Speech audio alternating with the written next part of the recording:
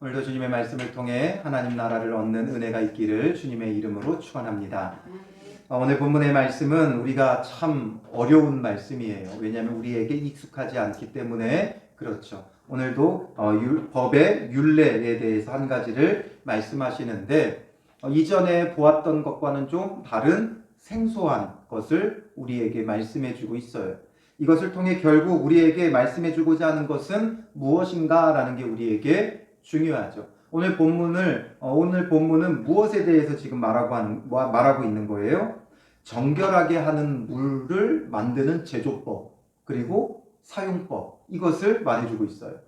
정결하게 하는 물, 이것을 어떻게 만드느냐, 그리고 이것을 어떻게 사용하느냐, 이걸 말해주는데요. 다른 말로 하면 정결하게 하는 말이니까 9절에는 부정을 씻는 물, 이렇게 표현을 했죠. 부정을 씻는 물. 그리고 13절에 가면 정결하게 하는 물. 그리고 20절에도 정결하게 하는 물. 21절에도 정결하게 하는 물이에요. 그래서 부정한 자를 정결하게 하는 그 물을 만드는 거예요.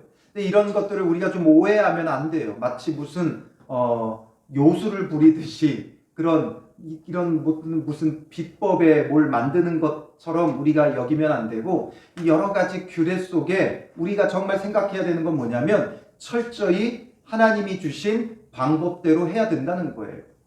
왜 그렇게 해야 되느냐? 왜 이렇게 말하느냐?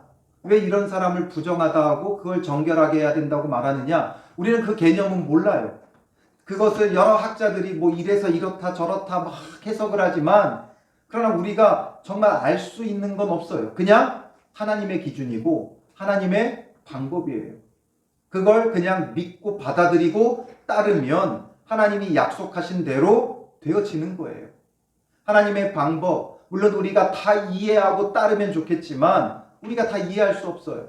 무한하신 하나님의 그 방법을 우리가 무슨 수로 다 이해하겠어요.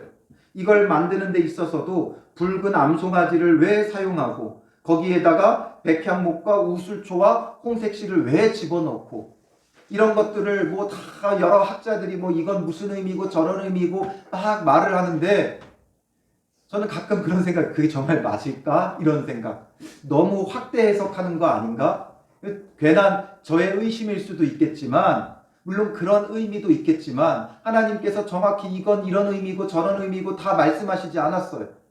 그런데 우리가 중요한 건 뭐냐면 그 말씀하신 대로 되어지면 된다는 거예요. 정결하게 하는 물이라고 그랬죠. 이 물이 뭔가 신비한 능력이 있어서 무슨 비법의 물이라서 우리를 정결하게 만드는 게 아니라 이 말씀하신 그 규례대로 행했을 때 정결해지는 거예요. 물이 정결한 게 아니라 하나님께서 말씀하시는데 그대로 순종하며 따를 때 정결함을 입는 거죠. 다만 우리에게 이런 것들을 말씀하시는 건 구별됨과 구분됨에 대해서 가르쳐 주시려고 하는 거예요. 오늘 본문에 특별히 그 부정한 것에 대해서 어떤 부분에 대해서 많이 말해요? 시체를 접촉하거나 만지는 경우에 대해서 참 많이 말해요. 왜 시체를 만지는 게 부정하냐? 그렇다면 우리가 오늘날 장례업에 종사하는 자들, 장례 지도사들, 이 사람들은 그럼 맨날 부정한 사람들이냐? 또 우리가 장례식에 갔다 오면 그러면 안 되느냐? 이런 식으로 우리가 생각을 하게 되어지죠. 그런데 여기서 말하려고 하는 건 그 시체 자체가 뭔가 더럽고 악하고 부정해서가 아니라 하나님은 이스라엘 백성에게 철저히 구별된 삶을 요구하시는 거예요. 이런 것들을 생각해서 스스로 자기를 절제할 때, 자기의 모든 것들을 절제해 나갈 때 구별되게 살아갈 수 있는 거예요. 음식의 규례도 그렇죠. 정한 음식과 부정한 음식. 이걸 왜 하나님은 나누셨을까? 하나님께서 다 창조하신 거잖아요. 하나님이 창조하신 건데 정한 짐승이 있고 왜 부정한 짐승이 있어요? 그럼 부정한 짐승은 뭔가 악한 죄를 지었느냐? 꼭 그런 것만도 아니죠. 그러니까 이 모든 것 속에서 하나님께서 우리에게 늘 강조하려는 건 정결함과 구별됨을 우리의 아주 사소한 일상까지 우리가 잘 생각하고 우리의 삶을 살아가야 된다는 걸 말씀하려고 하는 거예요. 아무거나 먹는 게 아니라 먹을 때도 정하게, 정결하게.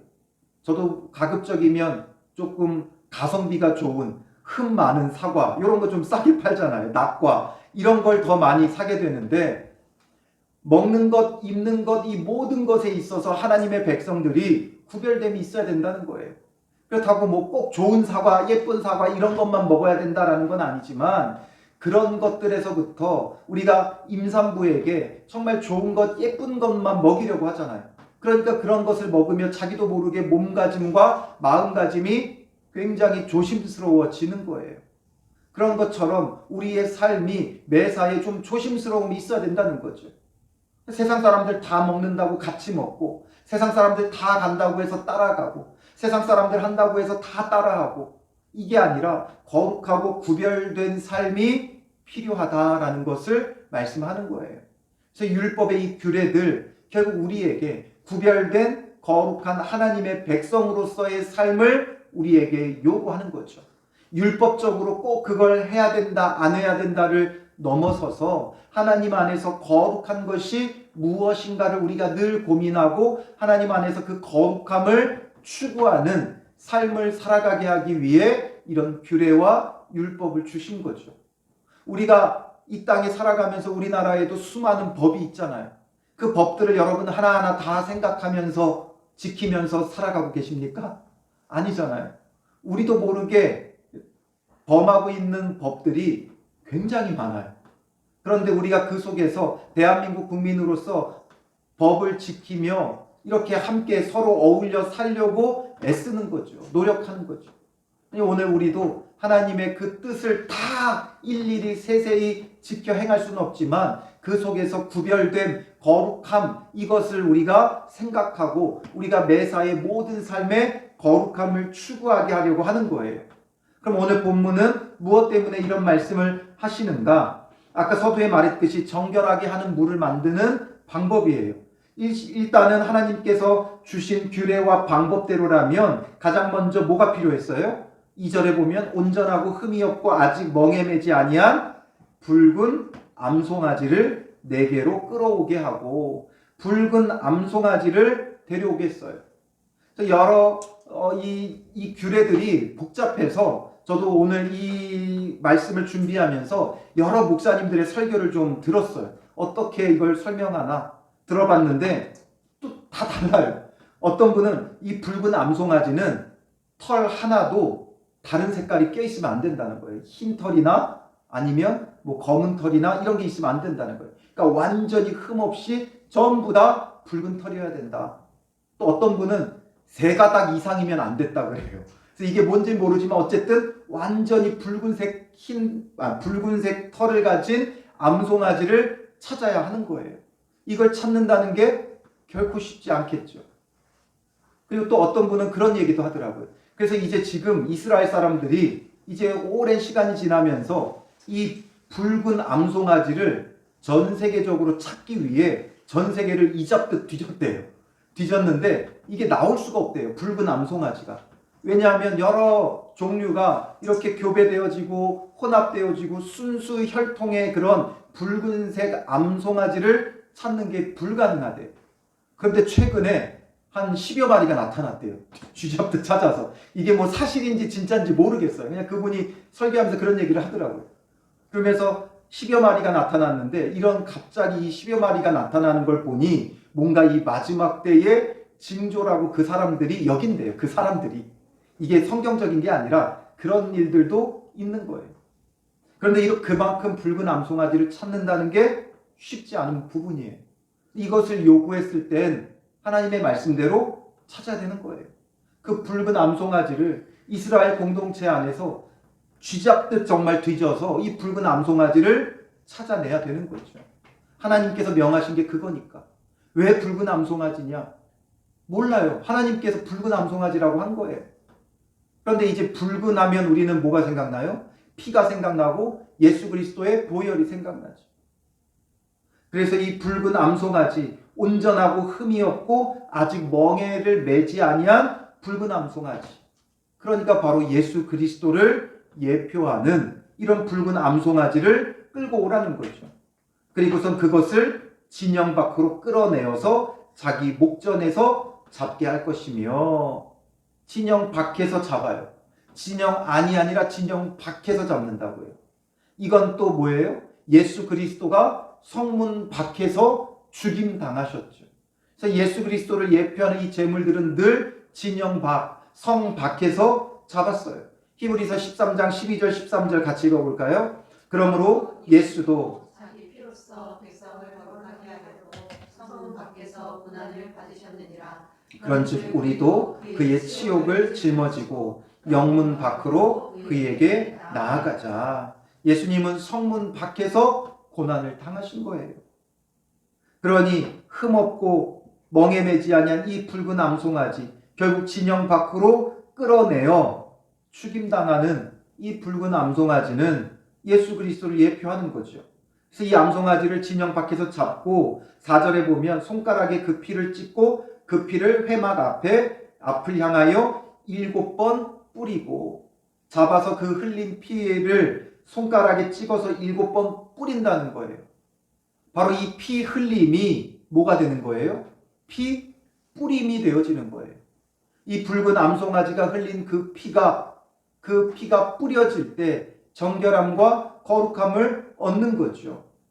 그러니 베드로전서 1장 2절에 이렇게 말씀해요. 곧 하나님 아버지의 미리 아심을 따라 성령이 거룩하게 하심으로 순종함과 예수 그리스도의 피 뿌림을 얻기 위하여 택하심을 받은 자들에게, 우리는 피 뿌림을 얻기 위하여 택하심을 받았다라는 거죠.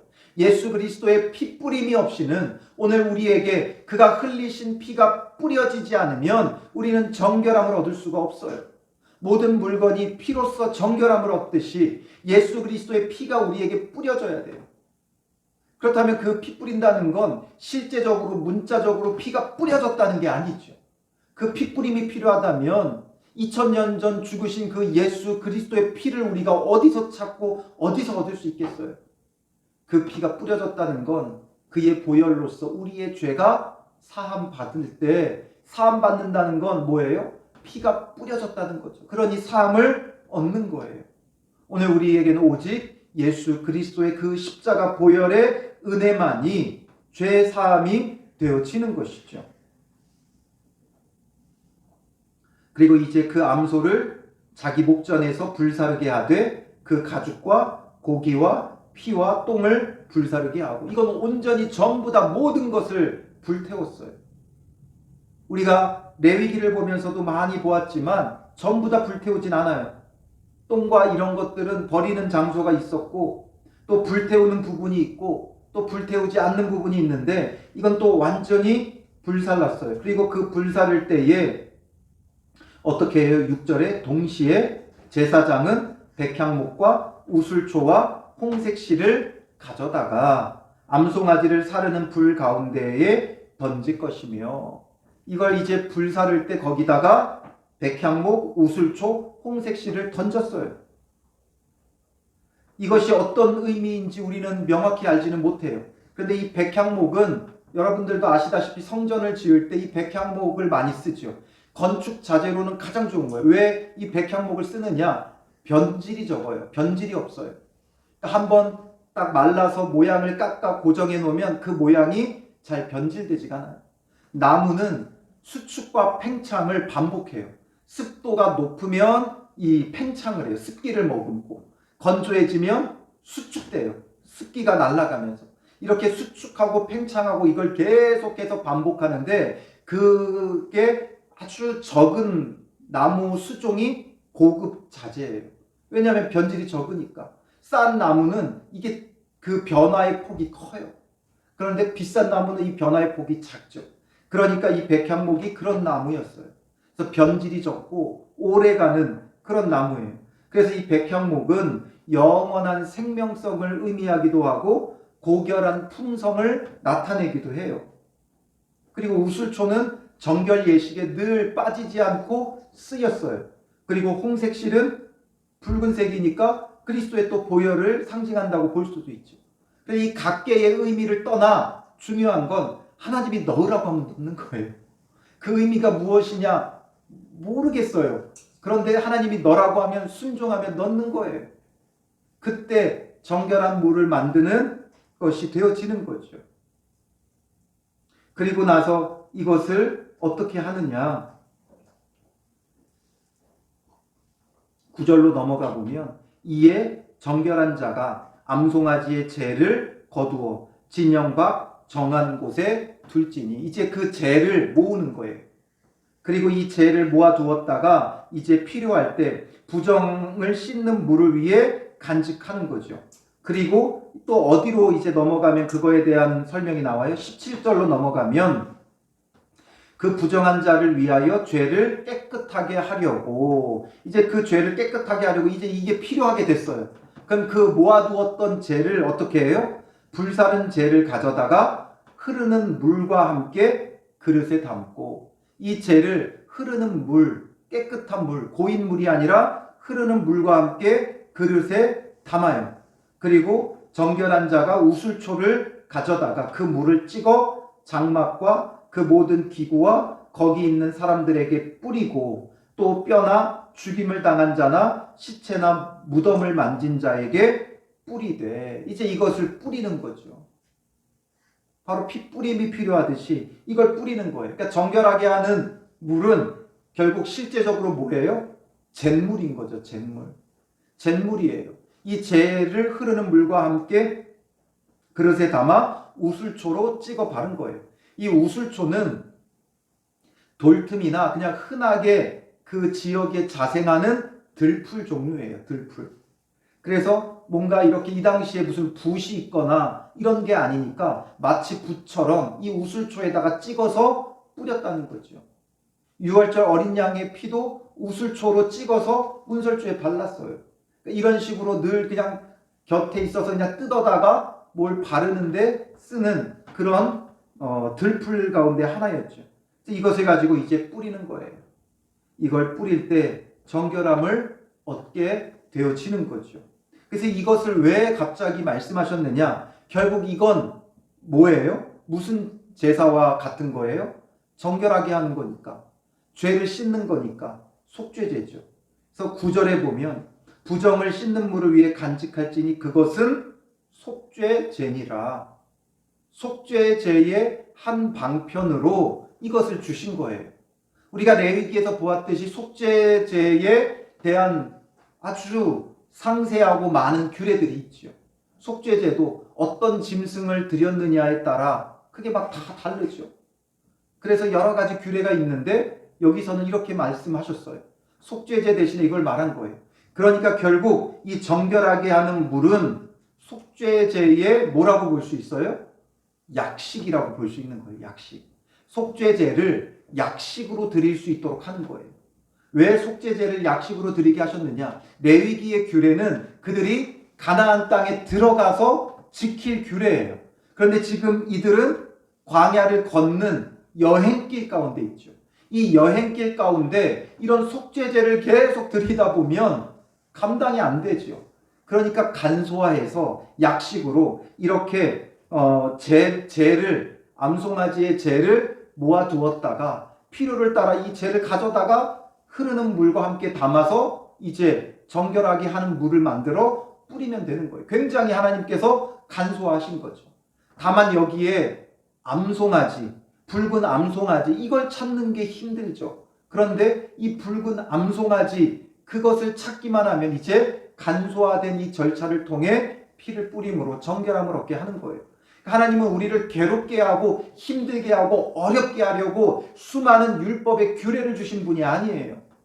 우리를 어떻게든 구원하고 어떻게든 거룩하게 하는데 목적이 있어요. 내가 거룩하니 너희도 거룩하라. 너희를 거룩하게 하기 위해 내가 애굽에서 너희를 구원해내었다 말씀하시는 분이 하나님이시죠. 그러니 이 광야 여정 가운데 어떻게 번번이 속죄제를 드리겠어요? 그러니까 그들로 하여금 간편하게 속죄제를 드릴 수 있도록 이런 규례를 주신 거죠. 그리고 이제 이것은 오늘 우리에게 어떤 의미가 있습니까? 히브리서 9장 9절에서 10절 볼까요? 이 장막은 현재까지의 비유니 이에 따라 드리는 예물과 제사는 섬기는 자를 그 양심상 온전하게 할 수 없나니 이런 것은 먹고 것과 여러 가지 씻는 것과 함께 육체의 예법일 뿐이며 개혁할 때까지 맡겨둔 것이니라. 아멘. 이 모든 것은 뭐예요? 현재까지의 비유라는 거예요. 그래서 구약에 있는 어떤 제사나 예물이나 이런 것들이 우리를 양심상 온전하게 하지는 못한다는, 우리의 마음을 온전하게 하지는 못한다는 거예요. 우리의 행위를 씻는 방법은 되지만, 우리가 행한 일들에 대하여 정결하게 하는 규례는 되지만 우리의 마음을 씻지는 못한다는 거예요. 그만큼 온전하지는 못하다는 거예요. 그래서 먹고 마시는 것, 여러 가지 씻는 것과 함께 육체의 예법일 뿐 개혁할 때까지 맡겨둔 것이라. 이 개혁할 때는 언제예요? 예수 그리스도께서 이 모든 것을 온전하고 완전하게 하실 때까지, 그때까지 지켜야 하는 거예요. 그러니까 구약의 율법들이 지금도 유효해요. 유효한데 어떤 방식으로 유효하느냐, 이런 먹고 마시는 것, 여러 가지 씻는 것, 예법, 제사법, 이런 것들은 이제 의미상 유효해요. 의미상. 그게 어떤 의미가 있는가? 그래서 예수 그리스도로 어떻게 완성되어졌는가가 중요한 거죠. 그리고 그 외에 사회적인 어떤 도덕적인 그런 율법은 여전히 동일하게 주어지고 있는 거죠.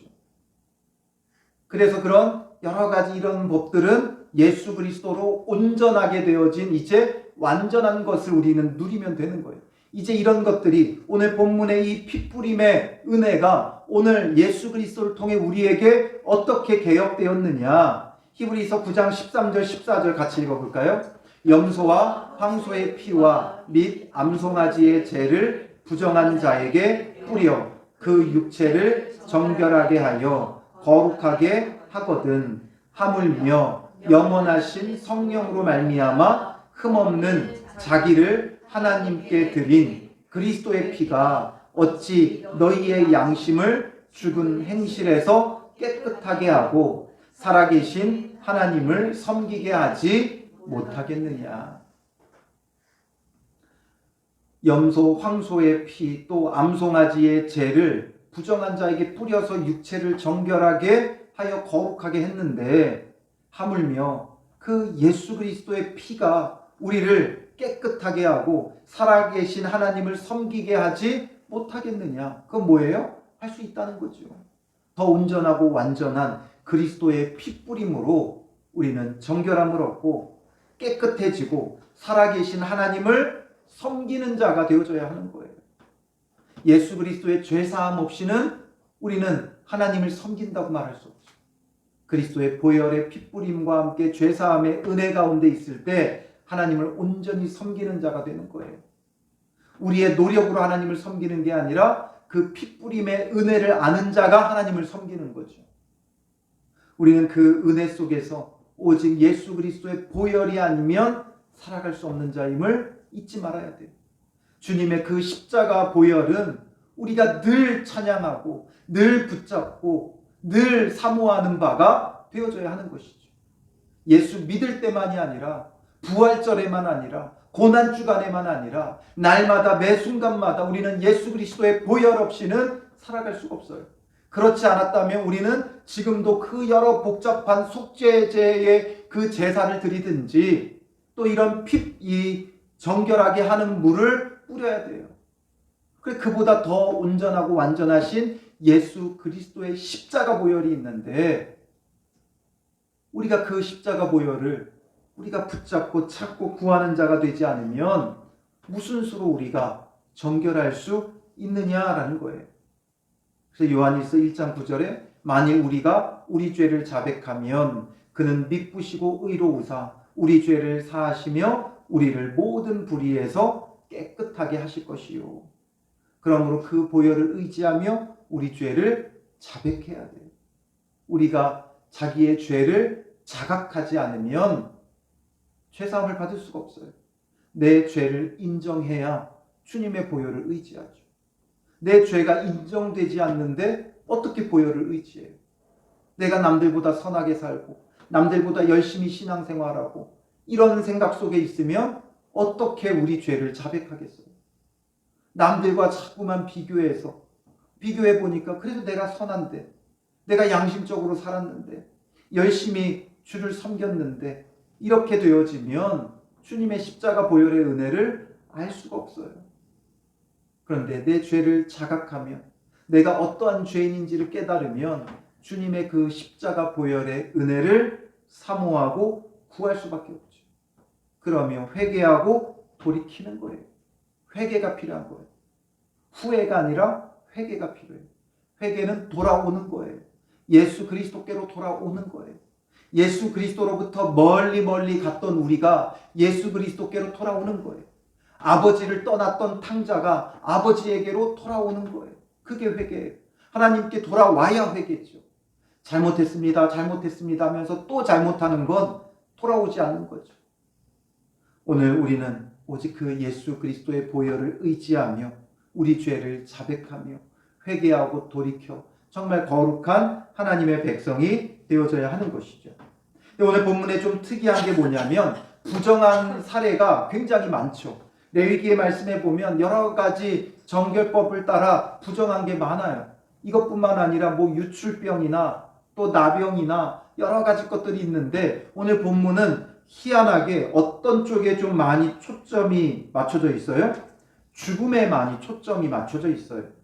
그래서 이렇게 정결함을 얻어야 할 자를 크게 세 부류를 말하는데 먼저는 11절에 사람의 시체를 만진 자, 그리고 14절에 장막에서 사람이 죽었을 때 누구든지 그 장막에 들어간 자, 그 장막에 있는 자, 그리고 세 번째로 16절에 누구든지 들에서 칼에 죽은 자나 시체나 사람의 뼈나 무덤을 만졌으면, 이러면 부정하다는 거예요. 7일 동안 부정하기 때문에 셋째 날과 일곱째 날 이 잿물을 뿌려 정결 예식을 거행하라는 거죠. 속죄의 제를 드리라는 거예요.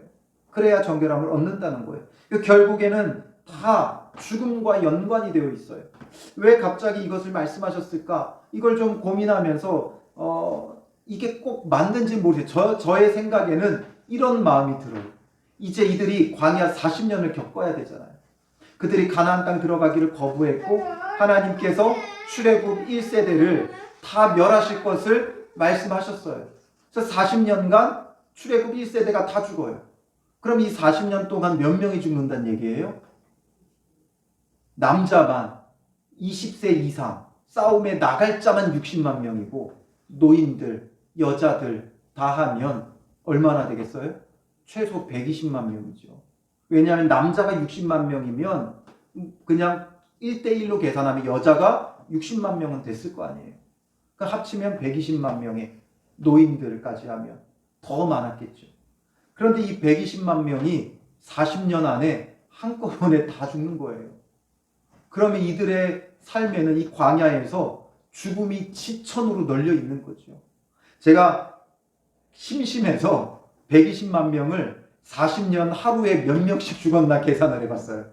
40년을 하루에 몇 명씩 120만 명이 다 죽었다면 얼마일까? 하루에 8.2명씩 죽은 거예요. 하루에 8명씩 계속 죽은 거예요. 그게 뭐 꼭 진짜로 하루에 8명씩 죽었다는 건 아니지만 당장은 젊으니까 조금 살았겠죠. 근데 한 이제 20년 지나가면서부터 우후죽순으로 사람들이 죽어나가는 거예요. 그 광야에서 자기 어른들이 죽어나가는 것을 보는 그 자녀들은 어떠했겠어요? 굉장히 충격이죠.